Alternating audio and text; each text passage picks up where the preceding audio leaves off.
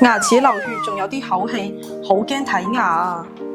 醫生，我好驚睇牙㗎，痛唔痛㗎？可唔可以溫柔啲啊？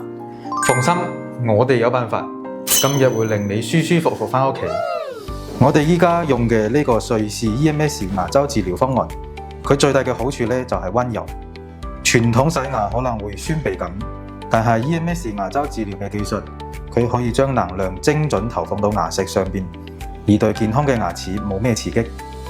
成個過程你只會感覺到好似有支好柔軟嘅水筆喺度幫你洗牙，幾乎係無痛感嘅，同時對健康組織嘅影響減到最低，即係話創傷更細，復原得更快。OK， 搞掂啦，有冇感覺到啊？就咁樣輕微嘅震動，就將你嘅牙石洗乾淨㗎啦。